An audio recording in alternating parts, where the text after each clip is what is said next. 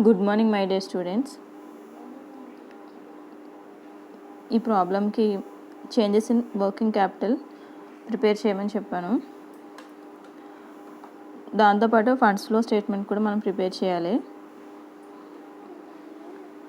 First changes in working క్యాపిటల్లో మనం current assets and current liabilities తీసుకుంటాం. Current అసెట్స్లో cash, debtors, stock in trade ఈ మూడు కూడా కరెంట్ అసెట్స్. క్యాష్ ఏమో ఇంక్రీజ్ అయింది కాబట్టి ఇంక్రీజ్లో వేసాం 5,000. డెబిటార్స్ 30,000, 28,000కి డిఫరెన్స్ ఎంత 2,000. డిక్రీజ్ అయింది కాబట్టి డిక్రీజ్లో వేసాం. స్టాక్ ఇన్ ట్రేడ్ 55,000కి 72,000కి డిఫరెన్స్ 17,000 ఇంక్రీజ్ అయింది, సో ఇంక్రీజ్లో వేసాం. నెక్స్ట్ కరెంట్ లయబిలిటీస్లో మనకి trade creditors, bank overdraft, outstanding expenses ఈ మూడు కరెంట్ లయబిలిటీస్. సో కరెంట్ లయబిలిటీస్లో ఇంక్రీజ్ అయిందో డిక్రీజ్ అయిందో చూసుకోవాలి. కరెంట్ లయబిలిటీస్ ఇంక్రీజ్ అయితే వర్కింగ్ క్యాపిటల్ డిక్రీజ్ అవుతుంది. కరెంట్ లయబిలిటీస్ డిక్రీజ్ అయితే వర్కింగ్ క్యాపిటల్ ఇంక్రీజ్ అవుతుంది. సో ట్రేడ్ క్రెడిటార్స్ డిక్రీజ్ అయ్యాయి, సో 3,000 డిక్రీజ్ అయ్యాయి కాబట్టి 3,000 వర్కింగ్ క్యాపిటల్ ఇంక్రీజ్లో వేసుకోవాలి. Next bank over draft 10,000 decrease అయ్యాయి, సో ఇంక్రీజ్లో వేసుకోవాలి. And out standing expenses 1,000 increase అయ్యాయి, సో డిక్రీజ్లో వేసుకున్నాం. సో కరెంట్ అసెట్స్, కరెంట్ లయబిలిటీస్ని కూడా మనం రెండింటిని కూడా టోటల్ చేసిన తర్వాత ఈ కరెంట్ అసెట్కి కరెంట్ లయబిలిటీకి ఉండేటువంటి డిఫరెన్స్ ఏ ఇయర్కి ఆ ఇయర్ మనం క్యాల్కులేట్ చేయాలి. Current assets minus current liabilities equals to working capital. So ఏ ఇయర్కి ఆ ఇయర్ కరెంట్ అసెట్స్లోంచి కరెంట్ లయబిలిటీస్ లెస్ చేయండి. 1 lakh కరెంట్ అసెట్స్ నుంచి 82,000 కరెంట్ లయబిలిటీస్ని 2006 లెస్ చేస్తే 18,000 వర్కింగ్ క్యాపిటల్ వచ్చింది. అలాగే 2007లో current assets 1,20,000 current liabilities 70,000 decrease చేస్తే 50,000 వచ్చింది డిఫరెన్స్. ఇది వర్కింగ్ క్యాపిటల్ అవుతుంది 2007లో వర్కింగ్ క్యాపిటల్. 2006లో వర్కింగ్ క్యాపిటల్ 18,000, 2007లో వర్కింగ్ క్యాపిటల్ 50,000. ఈ రెండింటికి డిఫరెన్స్ ఎంత 32,000. సో అంటే లాస్ట్ ఇయర్ వర్కింగ్ క్యాపిటల్కి ఇయర్ వర్కింగ్ క్యాపిటల్కి మధ్య వర్కింగ్ క్యాపిటల్ చేంజ్ ఎంత అంటే 32,000. ఆ 32,000 కూడా ఇంక్రీజ్ అయింది.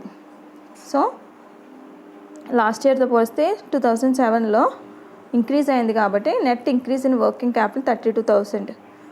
ఎటు సైడ్ అయితే తక్కువ ఉందో అటు సైడ్ వేసుకుంటాము. 50,000 ఈక్వల్ అవుతాయి.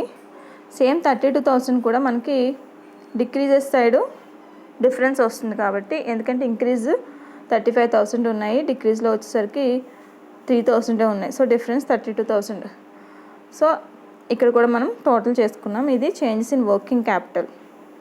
నెక్స్ట్ మనం క్యాల్కులేట్ చేయాల్సింది ఏంటంటే funds flow statement. Funds flow స్టేట్మెంట్లో సోర్సెస్ అప్లికేషన్స్ వేసుకుంటాం మనం. ఈ సోర్సెస్ అప్లికేషన్స్ వేయడానికంటే ముందు మనం వర్కింగ్ నోట్స్లో కొన్ని రకాలైనటువంటి అకౌంట్స్ వేయాలి. Current assets, current liabilities working క్యాపిటల్కి సరిపోయాయి. ఇప్పుడు ఫండ్స్ ఫ్లో స్టేట్మెంట్కి వచ్చేసరికి ఏమేమి తీసుకోవాలి మనం అంటే ఫిక్స్డ్ అసెట్స్లో చేంజెస్, క్యాపిటల్లో చేంజెస్, లాంగ్ టర్మ్ బారోవింగ్స్ అంటే లాంగ్ టర్మ్ లోన్స్ ఏమైనా తీసుకుంటే వాటిలో వచ్చేటువంటి చేంజెస్, ఇవన్నీ కూడా మనకి ఫండ్స్ ఫ్లో స్టేట్మెంట్లోకి వస్తాయి. సో వాటికి సంబంధించినటువంటి అకౌంట్స్ వేయడం ద్వారా కూడా మనం ఈ ఫండ్స్ ఫ్లో స్టేట్మెంట్ ప్రిపేర్ చేయొచ్చు. సో ఆ అకౌంట్స్ని ఎలా వేయాలనేది ఒకసారి కింద చూపిస్తున్నాను చూడండి. ఇంతకుముందు క్లాస్లో నేను వర్కింగ్ నోట్స్ ద్వారా వేసేసాం మనం. ఇప్పుడు ఇందులో ఏంటి అంటే దేనికి అది అకౌంట్ వేసి ఆ చేంజ్ ఎంత వచ్చిందనేది చూపిస్తాం. సో నిన్నటిదానికి దీనికి డిఫరెన్స్ ఇదే. కొన్ని సందర్భాల్లో ఏం జరుగుతుందంటే పర్చేసింగ్ చేయొచ్చు అసెట్స్, సేల్ కూడా చేయొచ్చు. సో అలా 2 ట్రాన్సాక్షన్స్ కూడా ఒక లాంగ్ టర్మ్ ఫిక్స్డ్ అసెట్ విషయంలో జరిగినప్పుడు అది ఎక్కడ తెలుస్తుంది మనకి అంటే అకౌంట్స్ వేసినప్పుడు తెలుస్తుంది, డైరెక్ట్ వర్కింగ్ నోట్స్లో చేసినప్పుడు తెలియదు. ఫండ్స్ ఫ్రమ్ ఆపరేషన్స్ నిన్నటి వరకు చెప్పినటువంటి లెక్కల్లో మీరు అబ్జర్వ్ చేస్తే చాలా సింపుల్గా వచ్చేసాయి. బట్ దాని నెక్స్ట్ స్టెప్ ఇది. దీంట్లో ఏంటంటే మనం క్యాపిటల్ కానీ లాంగ్ టర్మ్ బారోవింగ్స్కి కానీ అకౌంట్స్ దేనికి సపరేట్గా వేస్తాం. వేసి అలాగే ఫిక్స్డ్ అసెట్స్కి సంబంధించి కూడా మన అకౌంట్స్ వేసి ఆ వచ్చినటువంటి చేంజెస్ని ఇక్కడ మనం బ్యాలెన్సింగ్ ఫిగర్గా తీసుకురావడం జరుగుతుంది. సో 1 by 1 నేను ఇక్కడ మీకు 4 అకౌంట్స్ వేశాను. ఆ 4 అకౌంట్స్ కూడా ఎక్స్ప్లెయిన్ చేస్తాను. ఫస్ట్ వన్ చూడండి.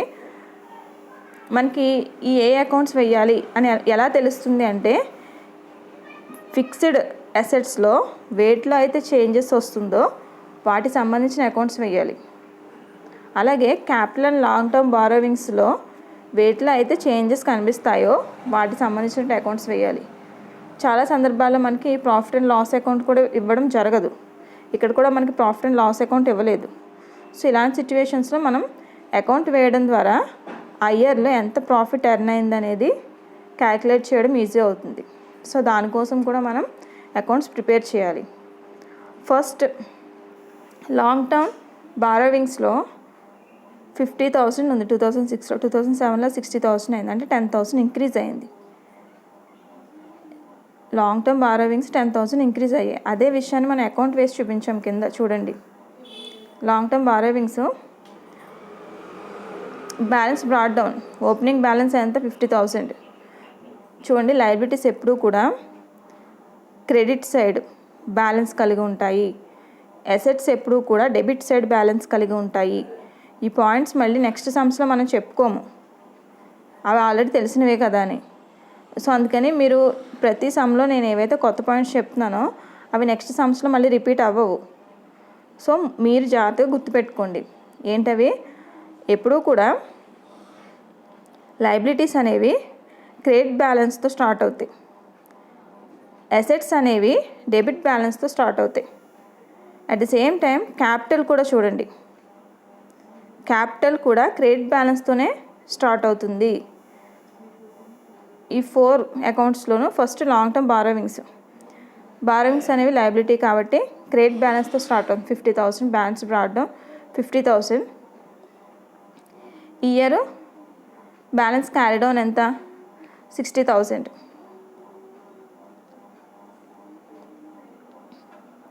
ఇయర్ మీకు ఇంకో డౌట్ రావచ్చు, balance carry down year 60,000, next ఇయర్కి మళ్ళీ ఏమవుతుంది? బ్యాలెన్స్ బ్రాట్ డౌన్ అవుతుంది. సో అంటే క్రెడిట్ బ్యాలెన్స్నే కలిగి ఉంటుంది. ఓకే, ఈ రెండింటికి డిఫరెన్స్ ఎంత? 10,000. అంటే 10,000 క్యాష్ మనం తీసుకున్నాం, అప్పుగా తీసుకోవడం జరిగింది. లాంగ్ టర్మ్ లయబిలిటీ అనేది 10,000 ఇంక్రీజ్ అయింది. అంటే అంతకుముందు 50,000 తీసుకున్నాం, ఇప్పుడు ఇంకొక 10,000 ఎక్సెస్ తీసుకోవడం వల్ల ఆ లాంగ్ టర్మ్ బారోవింగ్ 60,000కి ఇంక్రీజ్ అయింది. సో 60,000 రావడానికి కారణం ఏంటంటే ఆ డిఫరెన్స్ మనం క్యాష్ కింద చూపిస్తాం, balancing figure cash. Okay, next furniture అకౌంట్కి వచ్చేసరికి డెబిట్ బ్యాలెన్స్తో balance brought down 15,000, balance carry down 10,000 వేసుకోవాలి ఫస్ట్. ఈ రెండింటికి డిఫరెన్స్ ఎంత? 5,000. ఆ 5,000 కూడా బై క్యాష్ అవుతుంది. ఏంటి ఆ క్యాష్ అంటే సేల్స్ చేసాం, అంటే ఫర్నిచర్ని మనం అమ్మాము. ఫర్నిచర్ని అమ్మడం ద్వారా ఈ 5,000 కూడా ఏంటంటే మనం ఫర్నిచర్ని అమ్మడం ద్వారా వచ్చినటువంటి క్యాష్ ఇది. సో ఆర్గనైజేషన్లో క్యాష్ వస్తే బై క్యాష్ వస్తుంది. అంటే ఇక్కడ మీరు అబ్జర్వ్ చేయండి, ఫర్నిచర్ వెళ్ళిపోతుంది, క్యాష్ వస్తుంది. Cash account atoll to furniture account, ఇది మనం ఎంట్రీ రాసేటువంటి విధానం. సో ఫర్నిచర్ అకౌంట్లో ఏమని రాస్తాం? బై క్యాష్ అని రాస్తాం 5,000. Okay, next land and buildings అనేవి assets. So balance carry down 1 lakh rupees, balance brought down వచ్చి 80,000. సార్ లెక్కలో కూడా మీరు అబ్జర్వ్ చేసుకోండి.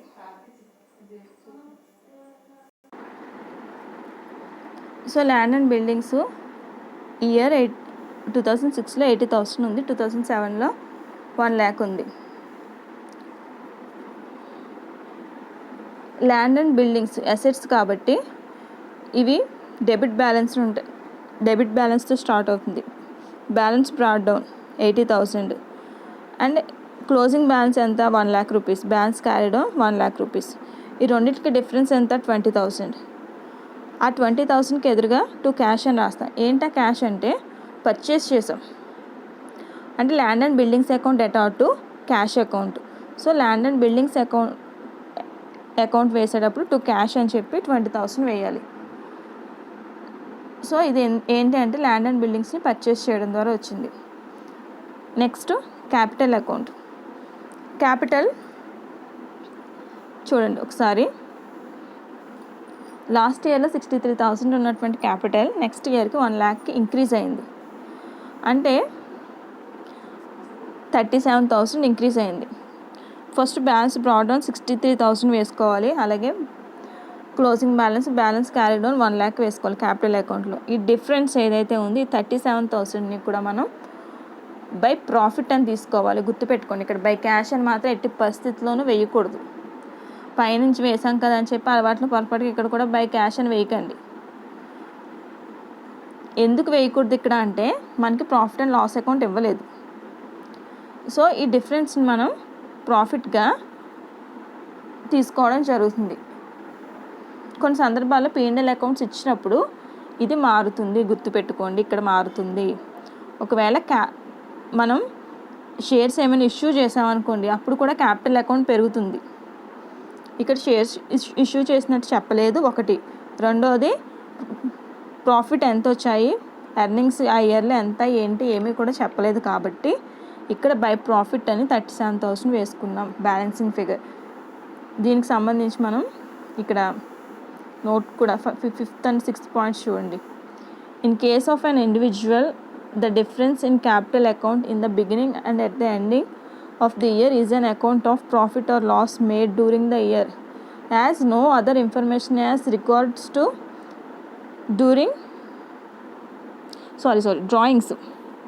డ్రాయింగ్స్ ఉన్నాయని కానీ అలాగే మనకి షేర్స్ ఏమైనా ఇష్యూ చేస్తున్నట్టు కానీ ఇలాంటి ఇన్ఫర్మేషన్ ఏమీ ఇవ్వలేదు. కాబట్టి అక్కడ దాన్ని ఆ 37,000ని ప్రాఫిట్గా మనం ట్రీట్ చేయడం జరిగింది. At the same time next, as there is no information as regards non fund and non operating items గురించి కూడా మనకి ఎలాంటి ఇన్ఫర్మేషన్ ఇవ్వలేదు. కాబట్టి the profit made during the year 37,000 అని చెప్పి మనం తీసుకోవడం జరుగుతుంది. సో అందుకని చెప్పి 37,000ని ఫండ్స్ ఫ్రమ్ ఆపరేషన్స్గా తీసుకుంటున్నాము అనేది ఇక్కడ గుర్తుపెట్టుకోండి. ఇక్కడ non fund and non operating items ఏమీ లేవు. సో ప్రాఫిట్ 37,000 ఏదైతే ఉందో దాన్ని ఫండ్స్ ఫ్రమ్ ఆపరేషన్గా మనం ఇక్కడ తీసుకోవడం జరుగుతుంది. సో మనకి ఫండ్స్ ఫ్రమ్ ఆపరేషన్స్ అనేది చాలా అవసరం ఫండ్స్ ఫ్లో స్టేట్మెంట్ ప్రిపేర్ చేయడానికి. అది ఎక్కడొచ్చింది మనకి ఇక్కడ అంటే ఈ క్యాపిటల్ అకౌంట్లో వచ్చిన ప్రాఫిట్ 37,000ని మనం ఫండ్స్ ఫ్రమ్ ఆపరేషన్గా తీసుకోవడం జరిగింది. ఇక్కడ ఎందుకు అంటే non operating and non fund items గురించి ఏమీ కూడా ఇన్ఫర్మేషన్ మనకి ఇవ్వలేదు. కాబట్టి ఈ 37,000 ప్రాఫిట్ని ఫండ్స్ ఫ్రమ్ ఆపరేషన్స్ అంటే ఆ ఇయర్లో చేసినటువంటి ట్రాన్సాక్షన్స్ మీద వచ్చినటువంటి ప్రాఫిట్ ఏదైతే ఉందో ఆ ప్రాఫిట్టే మనకి ఫండ్స్ ఫ్రమ్ ఆపరేషన్గా తీసుకుంటాం. సో ఇక్కడ ఫండ్స్ ఫ్లో స్టేట్మెంట్ ప్రిపేర్ చేయడానికి మనకి net increase in working capital వచ్చేసింది. Schedule of change in working capital prepare చేయడం ద్వారా net increase in working capital వచ్చింది. అండ్ ఈ క్యాపిటల్ అకౌంట్లో వచ్చినటువంటి ప్రాఫిట్ని మనం ఫండ్స్ ఫ్రమ్ ఆపరేషన్గా తీసుకున్నాం. సో రిమైనింగ్ ఐటమ్స్ ఏమేమి వేసుకోవాలో చూడండి. ఫండ్స్ ఫ్లో స్టేట్మెంట్లో ఫస్ట్ లాంగ్ టర్మ్ బారోవింగ్స్ అనేవి పెరిగాయి. రేజింగ్ ఎంత పెరిగాయి 10,000. సో అది వేసుకోవాలి. నెక్స్ట్ సేల్ ఆఫ్ ఫర్నిచర్ని సేల్ చేసాం. సో ఫర్నిచర్ని సేల్ చేయడం ద్వారా 5,000 అమౌంట్ వచ్చింది. సోర్స్ ఇవన్నీ కూడా ఏంటి సోర్సెస్. ఆర్గనైజేషన్లో ఫండ్స్ ఫ్లో పెరగడానికి సోర్సెస్ ఇవి ఏంటి. లాంగ్ టర్మ్ బారోవింగ్స్ పెంచాం, ఒక 10,000 అప్పు తెచ్చుకున్నాం. సో ఫండ్ పెరిగిందా లేదా, పెరిగింది. అలాగే ఫర్నిచర్ని 5,000 అమ్మేసాం. సో ఆర్గనైజేషన్లో ఫండ్ ఇంక్రీజ్ అయింది, పెరిగింది. సో ఇవి సోర్సెస్. అలాగే ఫండ్స్ ఫ్రమ్ ఆపరేషన్ 37,000 ప్రాఫిట్ వచ్చింది. సో ఆర్గనైజేషన్లో ఫండ్ పెరిగింది 37,000. సో ఇవన్నీ కూడా సోర్సెస్. Next applications. ఈ వచ్చినటువంటి ఫండ్స్లో మనం కొంత ఖర్చు చేసాం. ఎంతెంత ఖర్చు చేసాం, దేనికోసం ఖర్చు చేసాం చూద్దాం. Purchase of land and buildings purchase చేసాం 20,000 అప్లికేషన్ అది. ఖర్చు చేసాం. అలాగే వర్కింగ్ క్యాపిటల్గా 32,000 వర్కింగ్ క్యాపిటల్ కూడా పెరిగింది. అంటే కరెంట్ అసెట్స్ కరెంట్ లయబిలిటీస్ మీద మనం ఇన్వెస్ట్ చేస్తాం 32,000. అదే ఏమవుతుంది, వర్కింగ్ క్యాపిటల్ ఇంక్రీజ్ అవుతుంది. సో ఆ 32,000 అంటే ఆర్గనైజేషన్లో 52,000 వచ్చాయి. ఆ 52,000 సోర్సెస్ని మనం ల్యాండ్ అండ్ బిల్డింగ్స్ పర్చేస్ కోసం యూజ్ చేసాం. At the same time working క్యాపిటల్గా కూడా మనం యూజ్ చేసుకున్నాం 32,000. సో 52,000 ఈక్వల్ అయింది. సో ఆర్గనైజేషన్లో వచ్చినటువంటి సోర్సెస్ అప్లికేషన్స్ కూడా ఎప్పుడు ఈక్వల్ అవుతాయి. ఇది ఫండ్స్ ఫ్రమ్ ఆపరేషన్స్. దీన్ని ఏమంటారంటే ఫండ్స్ ఫ్లో స్టేట్మెంట్ అంటాం. సో ఈ విధంగా ఫండ్స్ ఫ్లో స్టేట్మెంట్ ఈక్వల్ అవుతుంది. ఇది ప్రాబ్లం చేసేటువంటి విధానం. ఒకసారి జాగ్రత్తగా చూడండి. Thank you.